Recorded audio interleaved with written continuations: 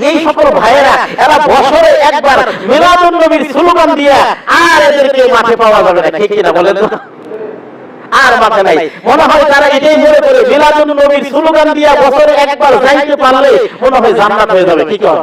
অথচ সিরাতুন নবীর ভিতরে দেখেন তো কত কষ্টের জীবনী। সোহাবে আবু তালেবের 3 বছর নবীজি অবরুদ্ধ ছিলেন, এটা সিরাতুন নবীর ইতিহাস। রাতের অন্ধকারে দেশ থেকে পালায় গেছেন, দেশ ত্যাগ করছেন, এটা সিরাতুন নবীর ইতিহাস।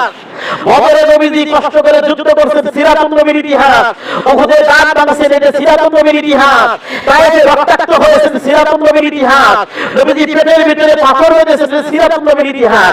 এই জন্য আমাদের ভাইয়েরা, কিছু ভাইয়েরা আছে, এরা তো হুজুর মিলাদের ভিতরে আমরা রাজি আছে, কারণ মিলাদের ভিতরে কোনো মায় নাই, মিলাদের ভিতরে পাথর নাই, মিলাদের ভিতরে কোনো কষ্ট নাই, ঠিক কি না?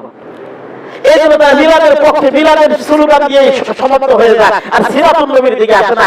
আর আমরা বলি অবশ্যই মিলাদুন নবীকে সাধুবাদ জানাই, সিরাতুন নবীর জীবনে আমাদের জীবনে বাস্তবায়ন করতে চাই, ঠিক না বলেন তো ভাই? মোহতারাম হাজির, এই যে সকল ভাইদের জন্য দোয়া করি, আল্লাহ তাআলা তাদের সঠিক বুঝ দান করুন।